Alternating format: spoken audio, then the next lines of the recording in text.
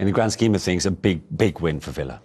Yeah, huge. And he says Tuesday night, obviously, is coming quick and fast as well with Man City away. But we covered another shade-given derby. It is, isn't it? But we covered that game earlier, didn't we? And if you looked at both performances, Aston Villa are streets ahead of Man City's performance today. They really were so strong, so powerful. We talked about the strength and depth they have as well. And I think Man City, if Pep Guardiola's at home watching that game tonight, I think he'll have a few sleepless nights before Tuesday, because he's playing against a team full of confidence, full of goals, and as Onana even said before, they're all fighting to get in the starting 11. He's got great options.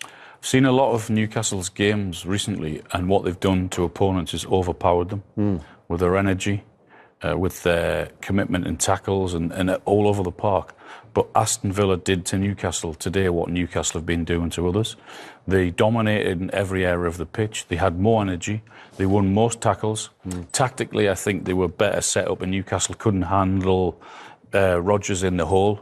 If he wasn't in the hole, then Ollie Watkins is in the hole. They weren't sure whether to go in tight. When they did go in tight, then they left space in behind, and then someone ran in behind. And I just think they deserved the win today. They were much better right from the very off. I mean, Newcastle went in at half-time 1-1, but we all said they were very fortunate to do that because they hit the woodwork a couple of times. They had a couple of big chances that they perhaps should have done better in. So every area of the pitch, defensively, midfield and up front, they were much better than Newcastle today. And there's not many times recently a team has done that to Newcastle, if any, in the last sort of 2 months, you know. Isn't it strange how things turn around so quickly? I mean, we're talking about how all the momentum was with Newcastle going into this game. Yeah, but that's football, you know. Sometimes you just say, you know, OK, we've been done by the better team today, and Newcastle will have to do that and say, it's just been a bad day at the office. They lacked energy. They looked really tired.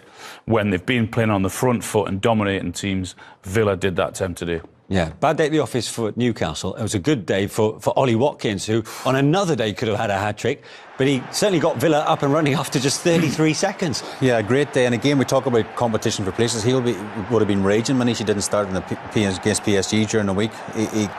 Perfect start, wasn't it? I mean, we think there's a bit of luck involved in a couple of things here, because obviously Sandro Tonali goes down into the corner, clears these lines and falls to Tielemans. And then I think because Sandro went so deep, he plays everyone onside. So he clears the ball up, and then you can see him, we keep him in shot, top right. Watkins has a quick look at him, knows he's going to be onside. But I think if you see Asensio here, I think Tielemans is trying to pass it to him. Watch his run here.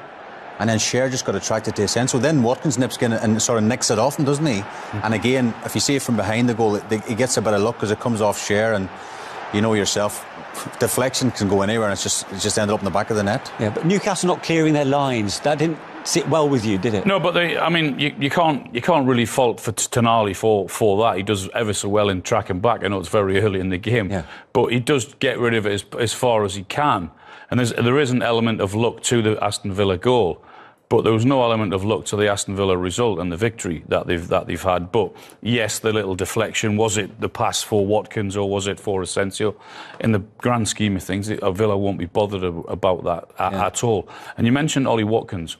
What he does really well is he's an absolute nightmare for defenders, because defenders hate turning and running towards their own goal, and he is brilliant at that. He's one of the best in the league, and he makes it really uncomfortable for the defenders, and he really did that today with Cher and with Dan Burn with his spinning in behind, because even if he doesn't get the ball, what that then does is that it pushes Newcastle back further 5 or 10 yards, but then in front that creates the space for Morgan Rodgers, the others. And that's where Villa punished Newcastle today. Yeah, you mentioned Cher there, and he got Newcastle level. Yeah, he did. Newcastle did well in terms of keeping the ball alive. The big punt into the box. They can't win that one. They don't win that one, but they keep it alive, and then Harvey